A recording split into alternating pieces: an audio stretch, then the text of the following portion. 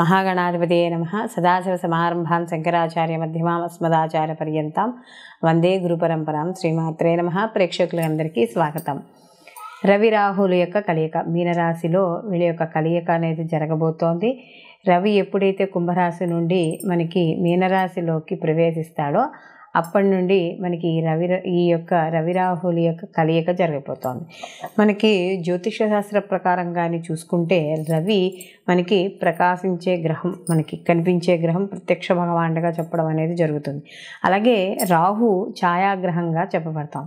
అయితే ఈ రవి యొక్క రాహుల యొక్క కలయిక ఎక్కడైతే ఏర్పడుతుందో ఆ ఏర్పడిన యొక్క స్థానాలను బట్టి వాటి యొక్క ఫలితాలు ఉండడం అనేది జరుగుతుంది. అలాగే జాతక చక్రంలో కూడా రవి రాహులు ఏమైనా ఒకే చోట కలిసి ఉంటే అవి పితృదోషంగా చెప్పడం అనేది జరుగుతుంది. అక్కడ కూడా మనకి కాస్త ఈ రవి రాహుల యొక్క కలయిక వల్ల ఎలా ఉంటుందంటే రెండు విరుద్ధ గ్రహాలు ఒకరికి పడదు, శత్రుగ్రహాలుగా చెప్పడం అనేది జరుగుతుంది.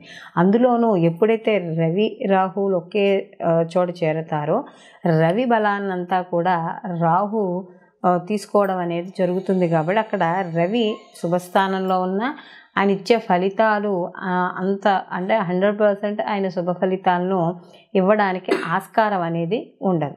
కాబట్టి అలాంటి విషయాల్లో కాస్త ఇక్కడ మనకి ఇబ్బందులు పడడం అనేది ఉంటుంది. అయితే సహజంగా మామూలుగా ఏమైనా రాహు కానీ ఒక మన జాతకంలో ఆయన ఉండే స్థితి బాగుంటే మాత్రం వాళ్ళు చాలా ఉన్నత స్థితికి వెళ్ళడం అనేది జరుగుతుంది. అలాగే జాతకంలో కానీ ఈ యొక్క రవి రాహుల యొక్క కలయిక కానీ లేకపోతే రాహు యొక్క ఉండే స్థితి కానీ సరిగ్గా లేకపోయి ఉంటే ఆయన దానివల్ల కాస్త బాగున్న వాళ్ళు కూడా, అంటే జాతక ప్రకారం బాగున్న వాళ్ళు కూడా కాస్త ఇబ్బంది పడే అవకాశాలు అనేవి కనబడతాయి. అయితే ఈ యొక్క రవి రాహుల యొక్క కలయిక వల్ల సహజంగా ఏర్పడే ఇబ్బందులు ఏమిటి అంటే స్నేహవర్గంలోనూ బంధువర్గంలోనూ మాట పట్టింపులు, వివాదాలు ఇలాంటివి రావడం, లేదా ధర్మానికి విరుద్ధంగా ఏవైతే కార్యక్రమాలు ఉన్నాయో అవి చేపట్టడం, ఉద్యోగాల్లో ఒత్తిళ్లు కాస్త ఎక్కువగా ఉండడం, ఇలాంటివన్నీ కూడా కనపడుతూ ఉంటాయి.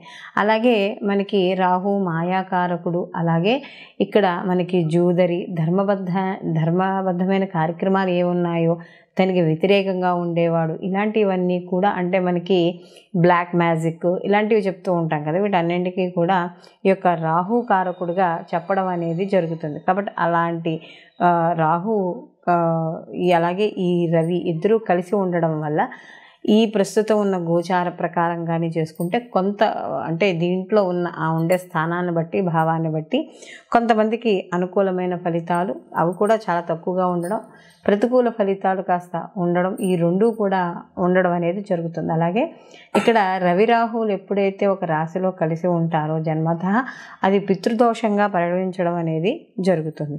అందుకనే చూడండి మనకి ద్వాదశ రాశుల వారికి సానుకూలమైన ఫలితాలే ఉండవు, అలానే అనుకూలమైన ఫలితాలే ఉండవు, అంటే ప్రతికూల ఫలితాలు ఉండవు. ఒకరికి సానుకూలం, ఒకరికి ప్రతికూలమైన ఫలితాలు కూడా ఉండడం అనేది మనకి ఇక్కడ జరుగుతుంది. అయితే ఇక్కడ రవి రాహుల కలయిక వల్ల ఏమవుతుంది అంటే ఒక వ్యక్తి తన జీవన విధానంలో కొన్ని మార్పుల్ని, ఒడిదుడుకుల్ని ఎదుర్కోవాల్సి వస్తుంది, ఇబ్బందుల్ని.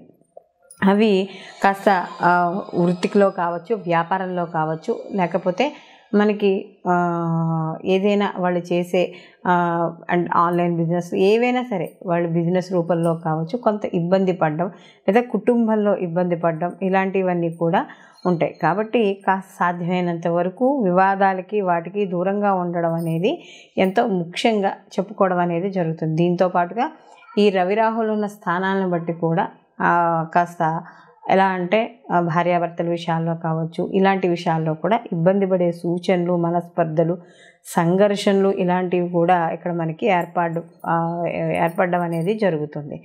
అయితే ఇక్కడ మనకి ముఖ్యంగా చూసుకోవాల్సింది రవి ఈ ప్రభుత్వ రంగాల్లో పనిచేసే వాళ్ళకి, government, state government, central government, రాజకీయము ఇలాంటి వాటికి అన్నిటికీ కూడా మనం ఈ యొక్క రవిని మనం చెప్పడం అనేది జరుగుతుంది. ఎందుకంటే తండ్రి, ఆత్మకారకుడు, ఇవంతా కూడా మనం రవికి చెప్పడం. అలాగే ముఖ్యంగా ఈ యొక్క పోలీస్ శాఖకు సంబంధించింది, సైబర్ సెక్యూరిటీస్, రాజకీయము ఇలాంటి వాటికి మనం ఇందాక చెప్పుకున్నట్టుగా ఇవన్నీ రవి కారకత్వాలుగా చెప్పుకున్నప్పుడు పట్టుదల, ఒక దర్పము, అంటే ఒక రాజు కదా, సో ఆ వేతే లక్షణాలు, రాజుకి ఏ విధ లక్షణాలు ఉంటాయి అవన్నీ కూడా రవికి ఉండడం అనేది జరుగుతుంది.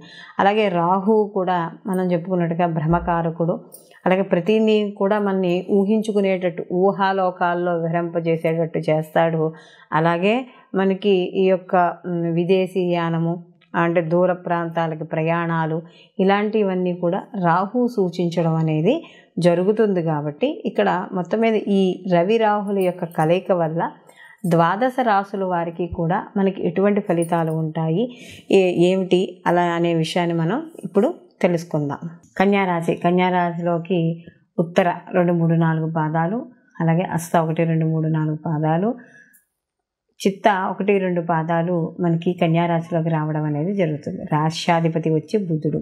అయితే ఇక్కడ కన్యారాశి వాళ్ళకి వ్యయాధిపతి అయిన యొక్క రవి రాహుతో కలవడం, అందులో సప్తమ స్థానంలో వీళ్ళ యొక్క కలయిక అనేది జరుగుతుంది. సప్తమ స్థానం అనేటప్పటికీ మనం చెప్పుకునేది సమాజం, కీర్తి, గౌరవం, అలాగే ప్రతిష్టలు, జీవిత భాగస్వామ్యం, వ్యాపార భాగస్వామ్యం, ఇవన్నీ కూడా మనం 7th హౌస్లో చెప్పడం. అలాగే వివాహాలు ఇలాంటివన్నీ కూడా మనం చెప్తాం. అయితే ఇక్కడ రాహు వచ్చేటప్పటికి మనకి చెప్పడం ఏంటంటే కొంత మాయా భ్రమకారకుడు, మాయావి అని చెప్తున్నాం.